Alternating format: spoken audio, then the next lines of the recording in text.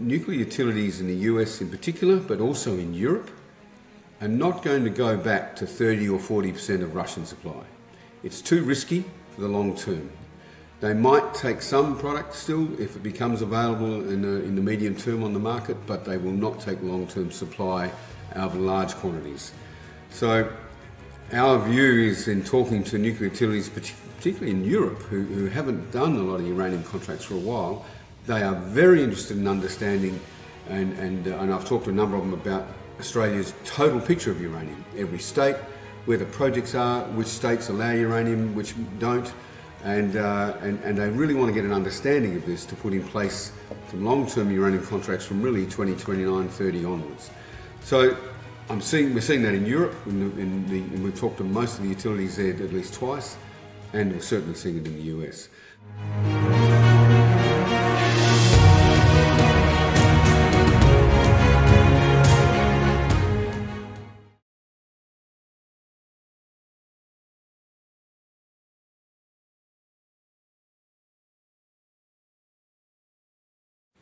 Hello everyone and welcome to another edition of CEO and Market Expert Interviews. I'm your host Lucian. Most of you know me as Triangle Investor from social media.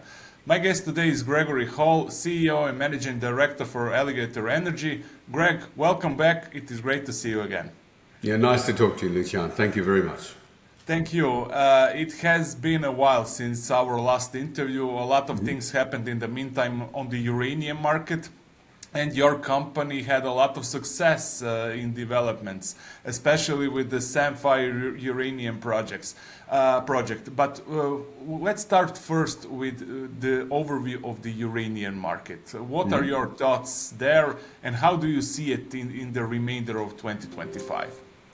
Okay, so your viewers would have heard many people talk about the uranium market and how it works, direct communication and contracts between producers of uranium and nuclear utilities is the dominant form of sale for ongoing production. That's usually 80% of the market, 70 to 80%, with the spot market being a clearing market of about 20%. Yeah. When you have a run-up in interest in uranium and price of uranium with the sudden increase in demand, which we saw some 4 or 5 years ago, the spot price is what runs first, because the two reasons: it's the indicator of the market strength, but also there was a buying through the spot fund and the Yellowcake fund, so there's a buying of a lot of the excess spot material available in the market. So that drove the spot price up, which also lifted up the long-term price over time. But as we go forward, the long-term price becomes the dominant feature of the market. Now, the issue for many investors is this is also a medium to long-term investment cycle. So companies like ours, which could be in production in 4 years, are starting to look at contracts to bid into in the coming year or so, whereby we'd be delivering in 4 to 5 years. So it becomes a longer-term investment cycle. It can certainly add value to investors who stick with that cycle, as you've seen from some of the companies that have run through that already. Yeah. But it is a longer-term thinking. So many of the short to medium-term investors have tended to move from the market to look at other commodities, whether it's gold or other things, and you're seeing the longer-term cycle come in. The uranium price will be impacted by many things. The geopolitics we've already seen with the advent of the Ukraine war and the ban on Russian material, the phase-out. Now you're getting some uncertainty with Trump making overtures to Putin. But my view, and the view of our marketing agent, Kevin Smith, who's out of New York and has worked in the business a long time, is that nuclear utilities in the US in particular, but also in Europe, are not going to go back to 30 or 40% of Russian supply. It's too risky for the long term. They might take some product still if it becomes available in the medium term on the market, but they will not take long-term supply out of large quantities. So our view is, in talking to nuclear utilities, particularly in Europe, who haven't done a lot of uranium contracts for a while, they are very interested in understanding, and I've talked to a number of them about Australia's total picture of uranium, every state, where the projects are, which states allow uranium, which don't, and they really want to get an understanding of this to put in place some long-term uranium contracts from really 2029, 30 onwards. So we're seeing that in Europe, and we've talked to most of the utilities there at least twice, and we're certainly seeing it in the US. So I think that dynamic is different from the previous booms that I've seen, and I've seen two in the past 30 years. Many times, large utilities in Europe would really only talk to producers, existing producers, whereas now we have had multiple meetings with very large nuclear utilities out of Scandinavia, out of France, out of Switzerland, out of Belgium. So they are talking to companies like ours, which are in this development phase of trial mining, ISR mining, leading to feasibility approvals and into production. So to me, and some of your viewers who know me know that I was in the market marketing uranium for 4 to 5 years in my career 20 years ago. I've never seen that before, where large-scale nuclear utilities tend to talk to companies who are still maybe 4 years away from production. So it's that long-term dynamic's still there. The short-term market is reflecting the fact that there is some excess supply on the spot market. There's a little bit coming out of some of the producers that goes into the clearing market. There's not a lot of buying because certain funds don't necessarily have the cash to buy, but also then the traders are not necessarily buying, and the utilities are actually probably are well covered up to 28, 29, so they don't necessarily need to buy right now. You'll start to see some, now you're getting this gap between the spot and the long-term price being quite substantial. You'll start to see some of the larger utilities do what's called a buy and hold strategy. It's worth them buying at spot now and holding for 3 years, 2 or 3 years. So there's a little bit of a whisper around that some will do some of that. But nonetheless, the spot market's a clearing market for around 20% of supply. The long-term price is what the companies like ours need to have to underpin their production. Very good overview, Greg, and I agree with the majority of things you said over here. Nevertheless, you are moving forward with your project, with your projects. The company recently announced the final operating plan submitted for assessment to allow Samphire field recovery trial test. This is one of the milestones you achieved on Samphire. Can you walk us through that news, some specifics, and the relevance for further development of the project? Yeah, well, look, in terms of this trial, we cannot undertake a trial on a pure exploration lease. So we had to get a retention lease assigned, and that's the main part, applying for the retention lease, going through the parameters of what we plan to do, and then that retention lease gets reviewed and gets granted, and that took some time. It's 11 years since there's been 4 ISR uranium mines approved in South Australia where we are, and they're all operating, but it's 11 years since the last one. So there's, of course, turnover and a re-education process in the government bodies we deal with. But certainly, we now have that retention lease with certain conditions that are signed. We have the full operating plan, which we had to recognise those conditions. And this looks at the environmental constraints, the monitoring we need to do, the parameters we need to work within, and the way we're going to operate both the plant and the field recovery trial, that is the in-situ leaching rings. So that document's been submitted. That will take some months. We've tried to preempt some of the questions with some early meetings with the various departments, so hopefully that will mean we can move forward well. So once that plan's in place and approved, then we can start the construction. Now, you may recall that when we last talked, we had been fabricating the pilot plant, and that was delivered to our site in July 24, so it's already there. We have all the resins we need, we have all the reagents we need, they're at call, and so we're ready to start constructing. We also announced that we've engaged a local firm, Arons in Whyalla. This is a region that's 4 hours north of us in Adelaide here, right adjacent to our site. So we've got excellent capability from the Whyalla region because it is an industrial centre. It's an iron and steel town. It supports a lot of the northern copper and uranium mines from that setting. So we're fortunate that only 20 kilometres away we have such infrastructure. So we're ready to go with construction. And the other thing I emphasised in the release was under our Chief Operating Officer, Andrea Marsland-Smith, who you'll recall has 15 or 17 years operating experience at the Heathgate Resources Beverley and 4 Mile Complex. She has amassed under her, over the last 2 years, an experienced ISR operating team, everything from wellfield design operations, hydrogeology, process chemists and operations chemists, through to project management, environmental management and stakeholder engagement. So that team is fully in place and ready to go. So yeah, it's an exciting time for us. This is the step where you saw Boss Energy go through this some years ago. Denison went through this in their field trial. A Peninsula did this many years ago. UR Energy did this many years ago prior to their first startup 10 years ago. So it is a natural step in an ISR operating process. And so we're very pleased to be about to enter that this year. So there's a lot of positive news flow this year. Definitely.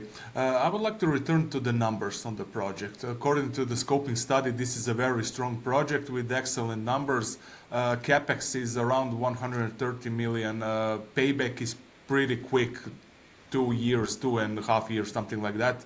And you used, if I'm not mistaken, $75 in this study. My question to you is, how are the numbers looking with the price increase of $5, $10? All right, so in our presentation that we have out on our website and publicly available, we have the $75 price and metrics for the scoping study that we did in December 23. We also have that same study at $90 price, so a what if at $90 price. So it improves the NPV from, I think, 260 million up to 350 million NPV for that 10 or 15 million pound price. We also did the study originally in March 23 at a smaller production rate and a $70 price, and it still was very NPV positive. So like a lot of ISR projects, because the capital cost is quite low, and in particular our location 20 kilometres from a regional centre means we don't need an airstrip, we don't need fly in, fly out, we don't need a camp. We have only a 25 kilometre pipeline, power line, a 25 kilometre freshwater line. We don't need a lot of fresh water. So that infrastructure cost is quite low as well for us. So all of those factors mean that our project looks good in an all-in sustaining cost matter and in a total cost. So the $70 plus, it's looking positive, but nonetheless, we want to make sure we focus on getting the parameters right, and that's what the field trial is about. We've certainly done very good bench scale testing using full cores, our full groundwater and the detailed process, and we've done optionality in that to look at the technical ranges. Now we've got to pin down those ranges a bit tighter in a field trial in real life situation, and that's what the test is about. And that also will give a lot more confidence to the costs and really de-risk the project. Yeah, when you mention costs, do you believe that inflation will have the influence in the numbers of DFS? Or, I mean, you have the scoping study and the DFS is coming later this year, right? Correct. Yeah. Do you see impact on inflation impact on that? Yeah. We allowed a 30% contingency and a 5% inflation in our December 23 numbers.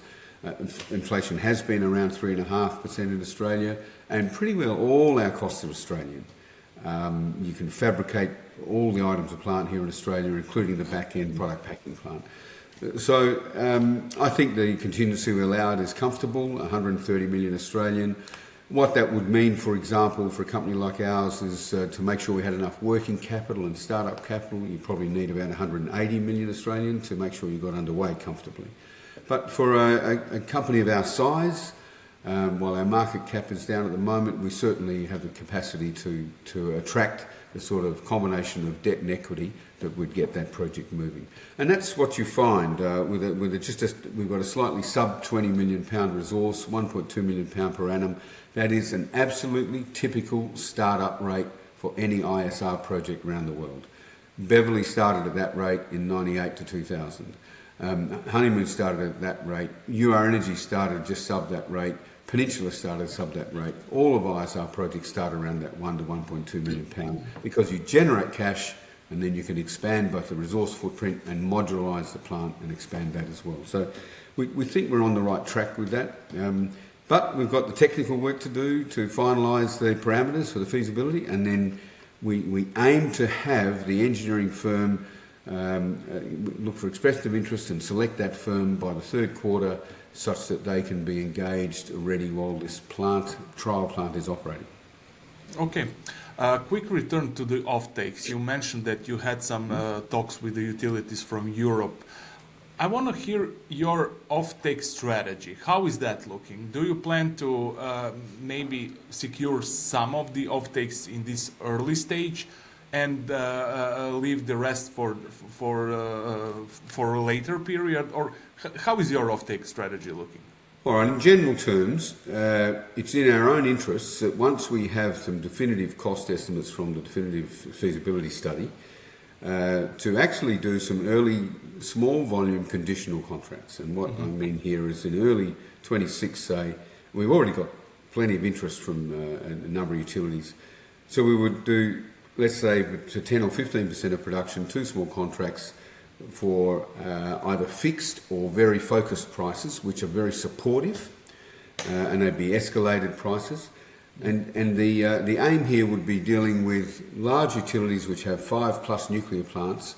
A contract which is 50 or 100,000 pound offtake would fit into their flexibilities of their other supply contracts, but it means that they would have an early leg in on a new uranium supply which would give them an ongoing contract. And in return for that, we would be able to indicate very early on in our process that there is support from the nuclear market for a project of our size and with our combination of economics. And so it gives some immediate underpinning to the discussions on equity for a financial investment decision. So 15 to 20% of your production at an early stage will do that. Now, the remainder of production, we can take our time. I will say that both from our board's perspective and my own and Kevin's perspective, being able to make sure you lock in some effective contracts in advance, $80 to $90 per pound is the highest that the last uranium boom got in long-term contracts. And everyone hopes it goes higher, but if you're layering up contracts starting at 80 or 85 or 90 and moving forward as you get good prices, you certainly get a portfolio of contracts over time that will underpin 80% of your production. And that leaves you 20% to take opportunity of spikes in the market for spot sales or to lock in another contract if you wish. So this is a long-term business. The nuclear utilities like to have long-term supply. They are generally willing to pay a premium for that long-term supply if you negotiate and hold out for the right price. And I'm sure some of your other clients that are producing already have made those sort of contracts in a good manner. So I am a believer that you should make sure you cover some of your returns and leave yourself open for enough upside. Yeah, agreed.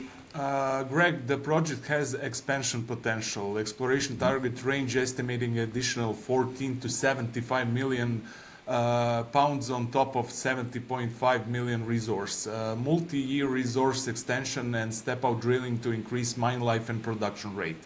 What are your drilling plans next?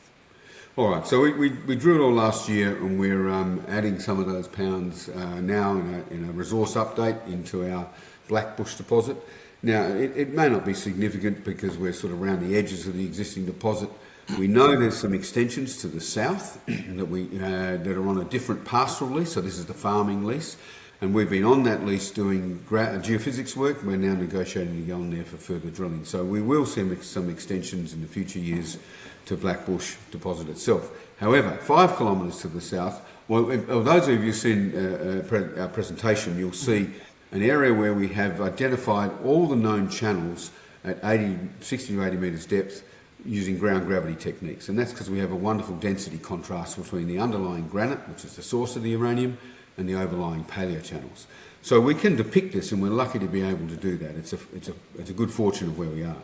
Now, what we've done is there is a satellite deposit already identified, drilled by the previous company, Uranium SA, and the last drilling on that was probably 2012.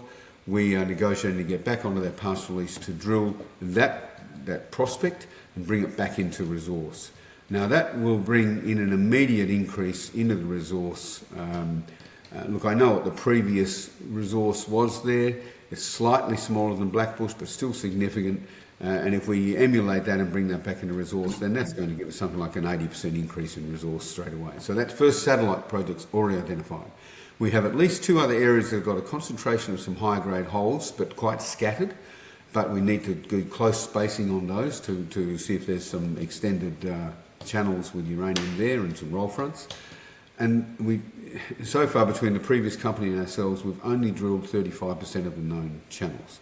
So that's why we believe we have an extendable resource. So the key thing in 2023-24 for us was making sure we have extendability to our resource, making sure we have a positive study with a good quality scoping study, and now we're going to spend money on the ground undertaking the field recovery trial. Okay, before we move to other projects, I want to ask you a jurisdictional question. How do you anticipate a liberal victory in the upcoming Fed election will impact future uranium industry in Southern Australia, if any impact at all? Well, all right. So the key thing is, I answer this question a lot within Australia because people in Australia get confused between the uranium industry and the nuclear business. Yeah. The uranium industry in Australia has been running 45 years, since the early 80s, producing uranium and selling it into the Western utilities everywhere from Scandinavia, Europe, Canada, the US, Korea, Japan, Taiwan, a little bit to China, and other countries. So that established uranium production from South Australia and the Northern Territory has been running for 45 years. Those projects are approved by federal government and the state governments. So there is bipartisan, or both major parties support uranium mining in South Australia and Northern Territory and in the federal government. And that changed in approximately early to mid-15s when the Federal Labor Party finally changed its policy of not allowing new uranium mines and just cleared the decks. So there's no 3-mine policy, no new mine policy. It is now they will approve uranium mines. And in fact, the last one approved in South Australia, which was I think 4 mile east or west, was approved by a federal Labor Environment Minister, as well as the state Labor Minister. So both the Labor side and the Conservative Liberal side have approved uranium mines in South Australia and Northern Territory. So the Liberal, within the federal government, they approve uranium mining around the country. It is state-based policies which change that. So South Australia and Northern Territory is clear. Western Australia and Queensland have some good solid uranium deposits, but the Labor parties that have been in power there don't allow mining of uranium. They allow exploration if you wish to do it. The Queensland government has now changed to a Liberal government, but whether they will change the policy has yet to be seen. The Labor government in Western Australia has been re-elected, so that policy is likely to stand for a little longer. But they have made some noises about being realistic. Now that we're being involved with the US in potential nuclear submarines based out of Western Australia, there is starting to be a groundswell to say this is getting a bit ridiculous. We're going to have nuclear reactors, but we won't allow uranium mining. So there is a lot of political debate around Australia for these matters at the moment. Yeah, agreed. Let's move to your exploration projects. First, Big Lake Uranium Prospect, South Australia. What are you currently doing over there and what are the plans for 2025? Yeah, well, this is exciting. I mean, we picked up these tenements just before COVID hit, and they were put together by 2 geologists who really had a good look at the overlying strata formations, which are the same formations 200 kilometres to the south that host the Beverley 4 Mile. And this strata had some small spikes of gamma radiation found in some clay bands from the oil and gas well drilling, which is in the part of the deeper basin there. But no one had really followed up to see whether there were channels or paleochannel sand types. So these geos put some concepts together. We acquired the tenements and enlarged on them. And now in our first, it took a while to get on the ground due to COVID, due to negotiation of agreements with the Indigenous groups, but we're now there. And we made the discovery last year, which is fantastic. Thick intersections of sands with relatively poor quality drilling, just using cheap air core drilling, which smears the samples. So we know we've got 20, 30 metres of sands at low grades. do we have individual bands of higher grades is the next question. So we've commenced drilling up there. We're using a rotary mud drilling rig.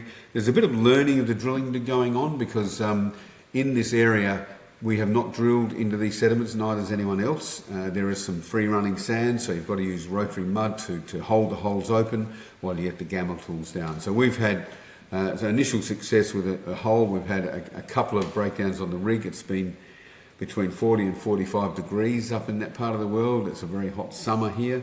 Yeah. So that's just meant we've taken our time getting. But they're back up on site in a week with after some repairs to the rig, and we'll be drilling holes in earnest. So that rotary mud drilling will really start to tell us with gamma and spectral gamma and density meters going down the holes with probes exactly what we have there. And we've got a much larger footprint around our discovery area to drill. So we're now getting into that, and we'll have some results pending in the next month or two. As well as that, we have 4 or 5 other areas in that tenement package that we want to drill, again with air core, just to try and identify areas of sands, mineral-bearing sands.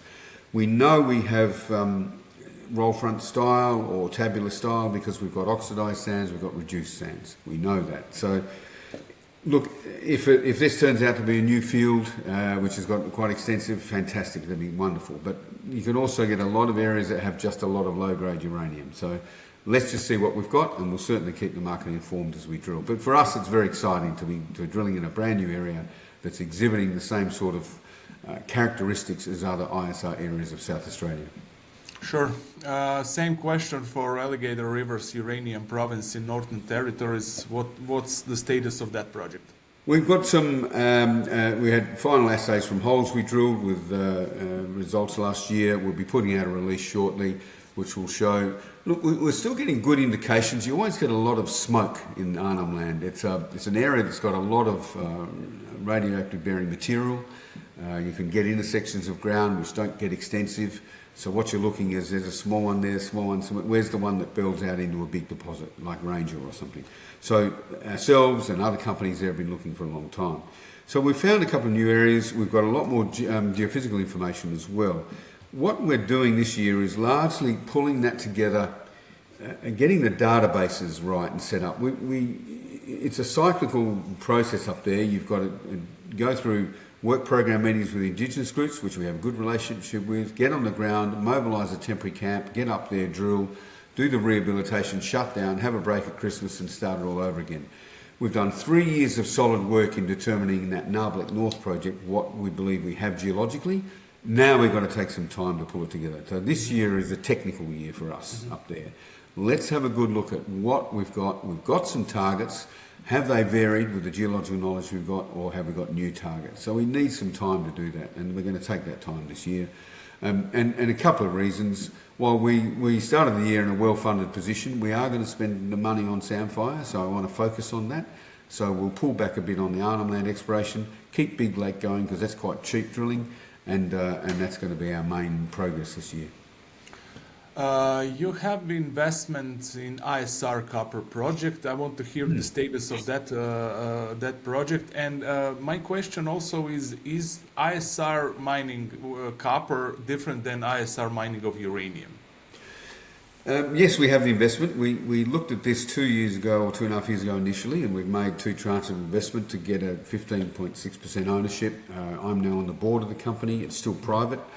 The good thing about this group is they've got some ISR exploration skills born out of uranium, which they've now done research work over a period of 6 or more years into fractured rock aquifers in oxide copper. So the difference between uranium ISR is usually it's in compacted sands normally. So compacted sands which are permeable and porous, while they're not amorphous in their even flow, but they are at least porous right through. In copper, it's generally hard rock, which has been weathered at the top. It's got a lot of fractures through it, and the copper is oxide copper, which makes it difficult to get out in normal sulfide flotation. So there's a big areas of oxide copper right throughout South Australia. There's a massive amount of copper in South Australia, and wherever it outcrops, you get these oxide bands, sometimes down to 150 metres deep. So what Enviro Copper Limited have done, the company, is they've spent 6 years with a lot of grant money and some investments, for example, from BHP, to analyse how these fractured rock aquifers look, how the hydrogeology behaves. Now they've done a push-pull trial, which is a simple trial of pushing some fluid down one hole with lixiviant, bringing it up the same holes, extracting copper, which they've done. Now they have drilled a ring and are waiting on the final operating plan approval, like we are, to operate a trial ring of holes into a fractured rock aquifer near Kapunda to get this trial going. That's been funded by BHP, who are very interested in the technology. And we are also interested in this because there's large resources of oxide copper around Australia. Not all of it will be amenable to ISR. If it's very competent rock, it may not be fractured enough to get a reasonable recovery. But pretty well in all copper ore bodies, you get fracture zones, fault zones where there's been enough weathering around it near the surface that you can get tens to hundreds of metres width of copper-bearing material that can be released into the groundwater. So we became interested in this for a couple of reasons. First of all, we have an ISR production experience team. ECL don't. So therefore we can assist them in the future as they start to get into more downstream work. Secondly, ISR copper has been operated from the 50s in certain areas of the United States and Eastern Europe, and it is a process that works in the right environment. So this work that this company's done is determining what that environment is, and we like that work they've done. And for us, it's also a bit of a risk protection strategy. In uranium and nuclear, we've already seen 2 or 3 times a major event occur around the world which impacts the market, one sometimes positive, sometimes negative. And so having an additional string to our bow in ISR copper, I think is valuable to shareholders. And so that's why we made this initial investment into the project. And we do know that there's other larger players also getting interested in ECL's technology. So, we're pleased to be helping them and look at how they progress. Yeah. If I remember correctly, you had projects in Italy, in Piedmont. That was a joint venture on nickel-copper project, if I remember correctly. Do you still own that, and what are the plans there? Yeah, we still do, but we've had an information memorandum being sent around to interested parties for some time. We are looking for an acquirer of that project. Certainly exploration projects in Europe don't necessarily add value in the ASX listed marketplace, but we acquired it when the uranium was in the doldrums. We were looking for the right minerals. We liked nickel, we liked cobalt, we liked the copper, and now there is also gold in that area because of the samples we've taken. So we have a few interested parties we're sending that to, but we're not necessarily going to advance that ourselves. We're looking for a counterparty to take that on. Okay, so this project is for sale, let's say, or for maybe some form of JV, another JV. Or JV, that's correct. Yeah, but what is the plan for other projects? Do you plan maybe to JV some other your uranium Australian projects and remain focused on the Samphire? What is the plan? We've had 2 things. In Arnhem Land, we have had some interest from counterparties in certain of those projects, which we've talked to before. And we'll talk to anyone that becomes interested in our uranium projects like that. The Big Lake Uranium Project we are very interested in ourselves because it is uranium ISR, it's within our jurisdiction in South Australia, we understand. It is in compacted sands, it's very similar to what we have at Samphire or similar to other projects. So we'd like to take that forward. But if a large party wants to get involved and help us do that in a faster manner, we'd be interested to talk. But certainly that one we're focused on very much along with Samphire. Got it. Greg, how is your cash position at the moment? Do you have sufficient capital for 2025 for all works you plan to do? Look, in general, yes. We commenced the year with 20 million. We've already last year spent the money on fabricating the pilot plant, so that's already in place, and as in all the parts to it. We've got about a 3 million bill to construct and commission, and then some operating costs of that for a period of time. But we can cover that. We'll reduce our exploration in Arnhem Land to make sure we have the expenditure we need for Samphire, and the drilling program in Big Lake is not extensive. It's initially only a 3-month program, 2 weeks on, 1 week off. So that is to just get that to the next stage of what do we have there, get more information. So we won't plan any extensive exploration until we get this field trial completed. Final question, Newsflow from the company. What can investors expect with regards to the Newsflow in the next few months? All right, in the next 6 months or so, we'll have the resource update from the Samphire, the Blackbush deposit. We'll have an announcement out about our findings from our Nabarlek North work last year. Within the coming month or two, we'll have some results coming out of the drilling from Big Lake Uranium. Once the Pepper operating plan is approved, we'll announce that, and then we'll be on the ground constructing, let's say May, June, for the pilot process. Once we start to operate that in August onwards, we have an on-site lab in-stream analysis. So really within 4 to 6 weeks of starting that up, we're going to have initial results come out from the first rings. So right from now, right through to November, we're going to have a solid stream of information. And that's really what we've been waiting for our shareholders. We've spent a lot of time going through the right technical work, bench scale testing, drilling for resource, scoping study, getting approvals to this stage. Now we can actually get the runs on the road for the trial, and that will set the parameters for the feasibility. And when we announce the successful party for the feasibility study in the second half, that really puts us on another path as well. Okay. That was Greg Hall, CEO of Managing Director for Alligator Energy. Greg, thank you for coming to my show. I wish you luck with all your projects. Thank you very much, Lucia. Nice to talk to you and your listeners.